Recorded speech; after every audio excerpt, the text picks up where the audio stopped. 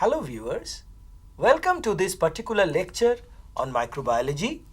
In this particular lecture on agricultural microbiology, I shall be discussing some aspects of rhizosphere, rhizosphere organism, their interaction and the effect of interaction.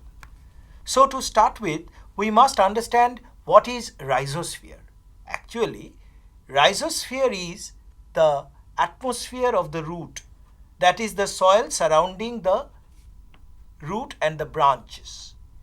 This particular rhizosphere will have different living organisms which may be macroscopic or microscopic in nature, which may be harmful or beneficial in nature.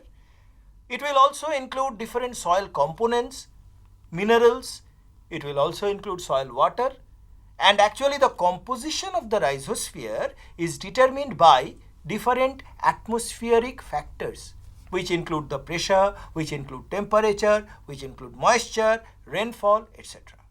So rhizosphere can be the most dynamic and productive region of a plant root from where they get their nourishment. Sir, I have a question. Yeah.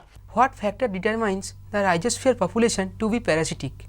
Yeah, you see, when a particular organism in the rhizosphere is not getting nourishment from the soil, that means the organic matter has degraded, they will try to get it from the plant body. So if they have the ability, they will enter the plant body and they become parasite. So thereby we say a particular organism becomes parasite when there is a scarcity of nutrient in the rhizosphere. This is the normal rule. Got it?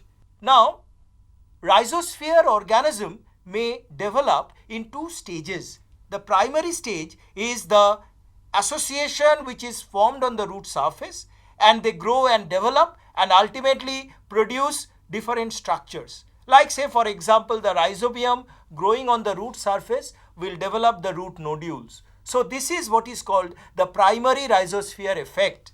But one single organism will not constitute the rhizosphere. The root keeps on growing. As the root keeps on growing, there may be more exudate, and as there is more exudate, there will be more number of organisms, so there is an association. And this type of secondary association will constitute the secondary rhizosphere effect, as a result of which you can understand the plant may be very small, but the rhizosphere may be very big. And the more the big is the rhizosphere, more will be its productivity or supply line. Okay? Now, a particular rhizosphere, as I was telling, is having both positive and negative aspects. We will discuss the negative aspects. To start with, we will discuss the parasites. And one important parasite in the rhizosphere is the mycoparasite. So mycoparasitism can be induced by an organism like Rhizoctonia, which causes the bean rot or bean infection in the root. And this particular Rhizoctonia, it has been observed that the infection increases whenever there is verticillium colony present in the particular root atmosphere.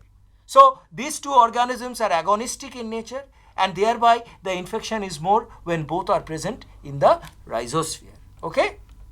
As I was telling, that it is not only one particular year, it should continue. So very often, if there is an infection by mycelia in a plant root, this infection will grow. They will produce a rhizomorph inside the plant root or inside the plant body, and they will produce thick-walled structures called sclerotia.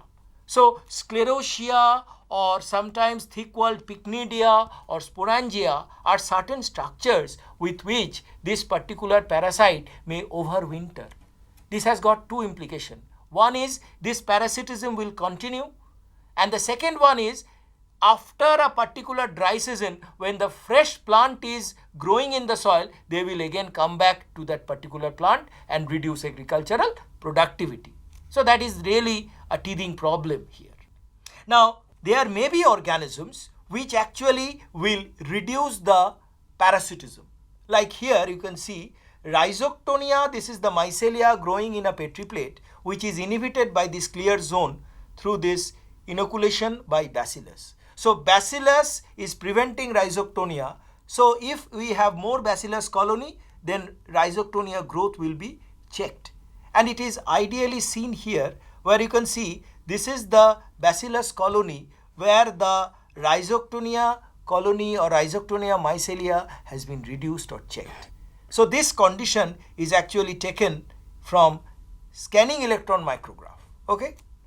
Now, whenever there is some infection, the plant will not easily submit to that infection, because primarily the negative aspect is whether it is bacteria, whether it is fungi, there is infection, there is loss of plant part.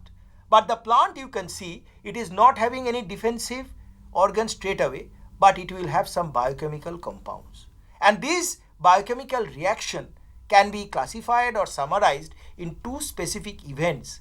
One is called induced systemic resistance and the other one is called systemic acquired resistance.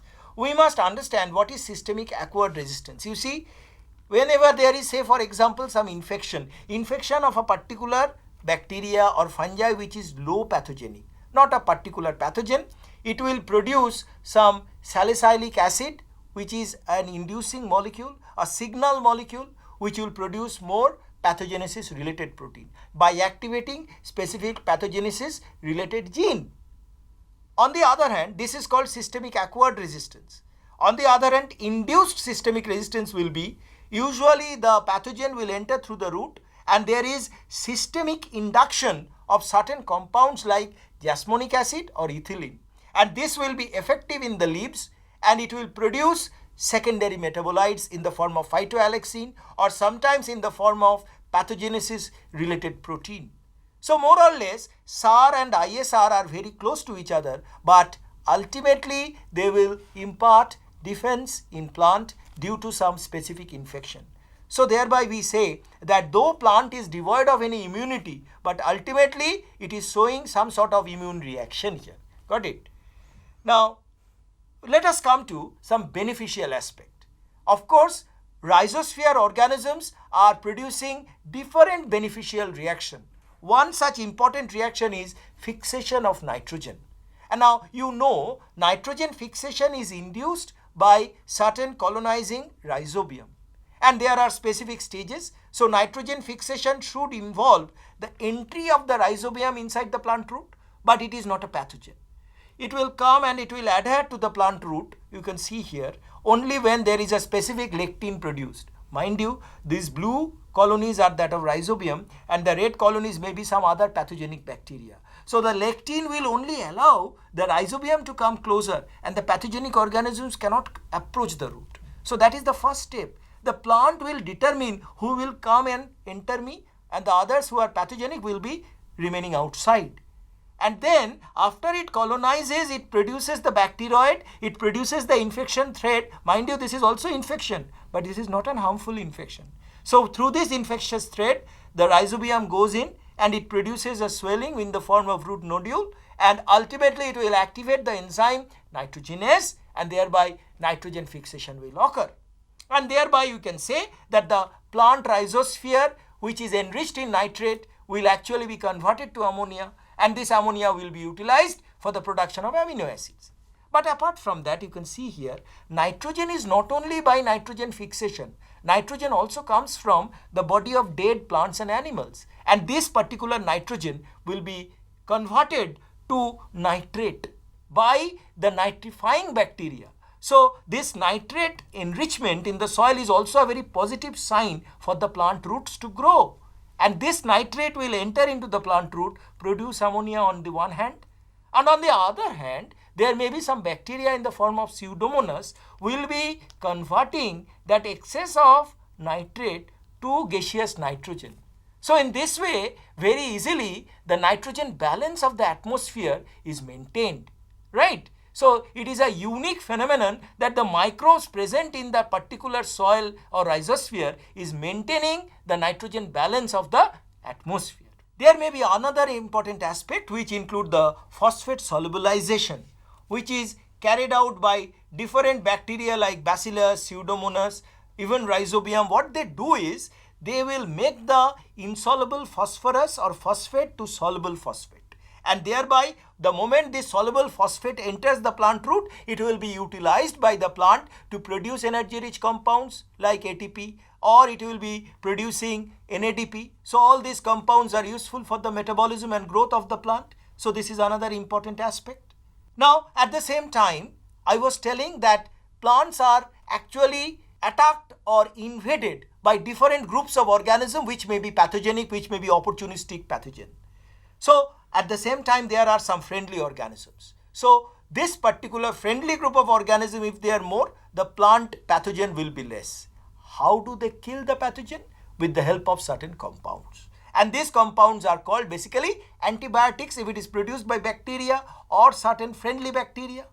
And the one such compound is butyrylactone, which is giving a blanket protection to different types of infection in the rhizosphere. Now there is another group of organism which is unique, this Pseudomonas fluorescens, because it can flourish. And this fluorescent bacteria of Pseudomonas fluorescens is producing a compound in the form of 2,4-diacyl fluoroacyl glucinol. And this particular compound actually is definitely producing a particular shield which will allow the prevention of this particular infection. So this diacyl fluoroglucinol, which is an organic compound, is giving protection to plant root, and this is coming from a bacteria. There may be the Bacillus cereus, which is a typical endospore producing organism which will produce this particular canosamine, and this particular canosamine will ultimately prevent fungal sporulation or entry of fungal spore into the plant root. So it is defensive. There may be Streptomyces, which is a very common bacteria-like organism which is producing oligomycin A, and this particular oligomycin A is acting as a macrolide which is inhibiting the growth of pathogenic bacteria, and it will inhibit the growth by acting as an inhibitor of proton channel or proton pump. So it will inhibit the proton pump and will kill the pathogenic bacteria. There may be another compound like the pyrazine, and this pyrazine produced by Pseudomonas is also antifungal in nature, or pyoluterin is also a polycatide which is produced by Pseudomonas, giving protection to fungal infection. A very common disease in wheat is called the Tacol disease, which is caused by Gaumenomyces graminis TTC. This is the fungus causing the Tacol disease. Now Tacol, meaning the entire wheat plant is destroyed. This Tacol disease is prevented by this colony of Pseudomonas aureofaciens. Now what is the step? You can see here in this slide that the Gaumenomyces will attack the triticum aestivum of the wheat plant, and it will develop the Tacol disease, and this particular Tacol disease has to be prevented. So prevention of the Tacol disease is the ultimate step. How we can do it? Because we don't want the disease, so we have to prevent it. So how we can prevent the disease? We will have the particular Pseudomonas aureofaciens in the rhizosphere, and it will produce a particular compound called HSL or N-acyl L-homoserine lactone. And this compound is remaining in the rhizosphere. It is acting as a shield in the rhizosphere of the triticum aestivum on one hand, and on the other hand it will activate a gene called PHSZL to PHSZR, resistant gene.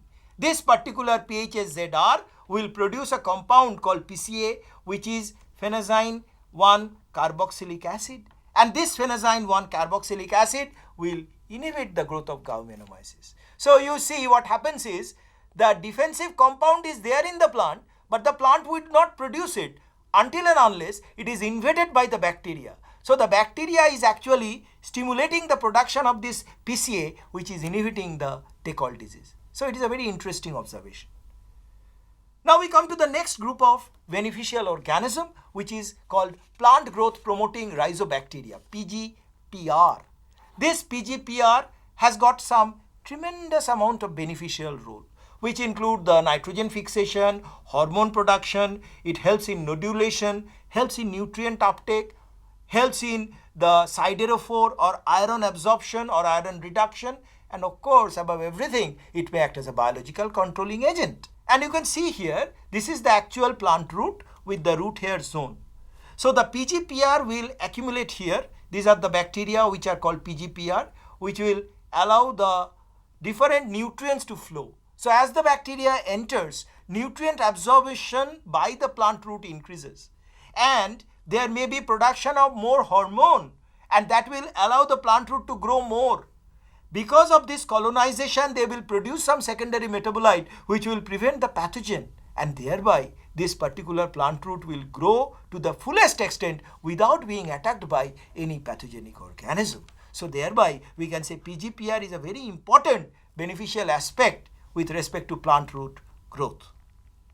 Now there may be different types of PGPR which include the bacillus, the species of azotobacter, species of Pseudomonas, different species which produces different types of secondary metabolite. At the same time, it may produce some HCN which is inhibitory for others.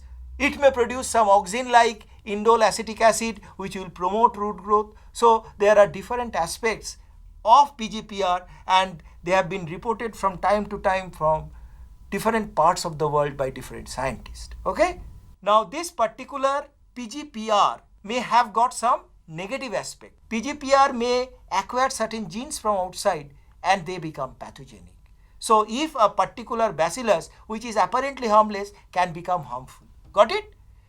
Now another very important aspect of PGPR is the production of siderophore. So what is siderophore? Siderophore is a compound which will actually draw iron from the soil, and this is important because this particular pyoverdine is produced from the plant. This pyoverdine E gene will allow the production of pyoverdine which will be coming out as an exudate from the plant root surface. It will be absorbing iron from outside and then it will be reducing that iron and it will be accumulating it inside the plant root.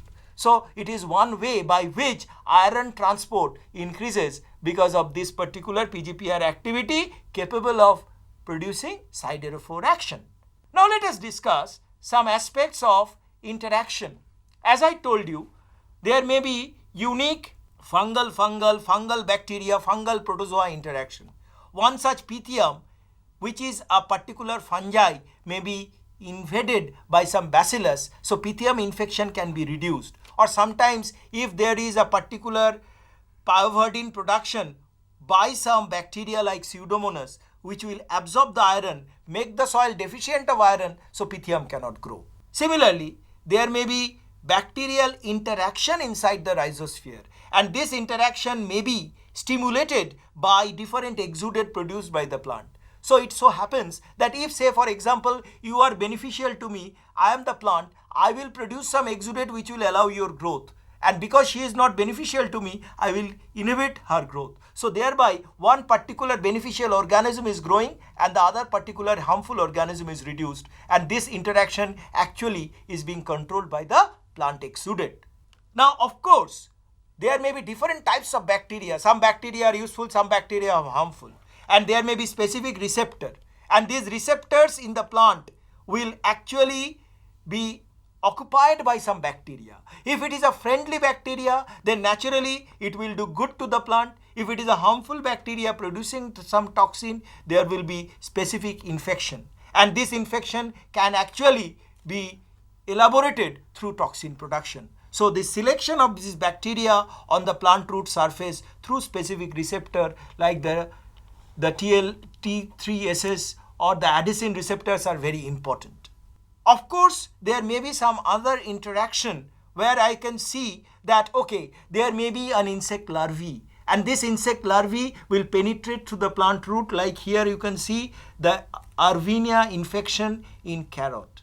The Arvinia infection in carrot or other plant root or in potato, what happens is there is a insect larvae, and with that insect larvae the pathogen enters and it will colonize. A unique feature is that this colony will survive for 3 to 4 years, and so long it will survive, the infection will continue or persist in that particular environment. Now let us come to a unique interaction. We call it fungi protozoa interaction. We will discuss a particular clubroot disease of crucifer induced by Protomyces macrosporus. Now this Protomyces actually is a particular disease caused by some typical protozoa like fungi which has the zoospore, and that's why called a fungal protozoan interaction, where this particular Protomyces, or sometimes it is induced by Plasmodiophora brassicae growing on the brassica root, will be inhibited by a fungus called heteroconium.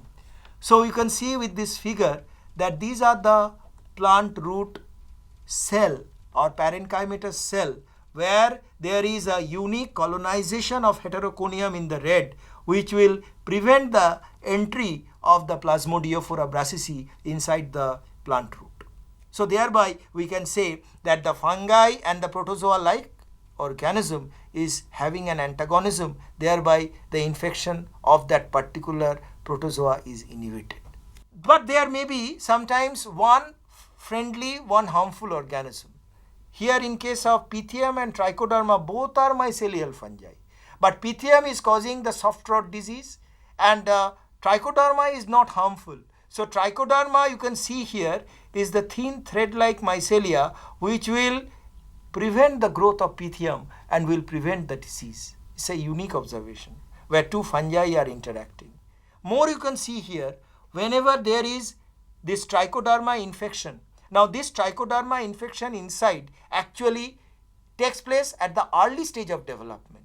So you can see the mycelia will grow inside, will produce different types of enzymes like the xylanase and cellulase. It may induce the production of ethylene, and thereby this ethylene production or production of certain defense related compound will allow the plant to become more resistant to future fungal infection. So fungi interaction is unique here, where Trichoderma through some secondary metabolite inside the plant root will inhibit the growth of root bone infection by pathogenic fungi.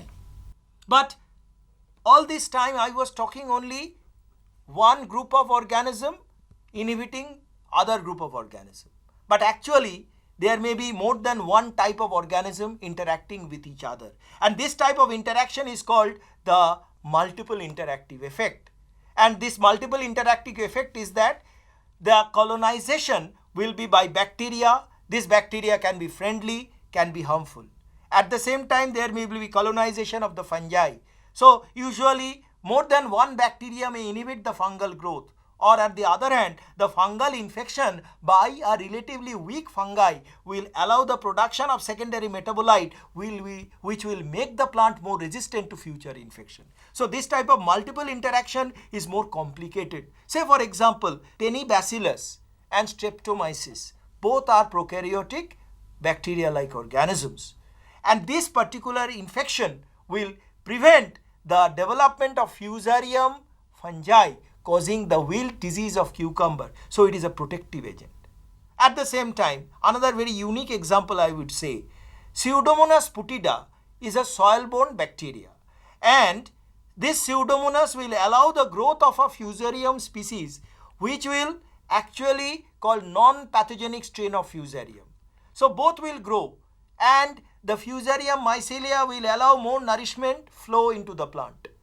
But what happens is, this particular interaction will inhibit the pathogenic Fusarium oxysporum to cause the wilt of Fax or wilt of this particular Fax plant.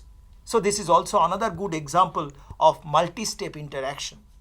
But the most important interaction is observed in case of plant nematode bacteria or protozoa.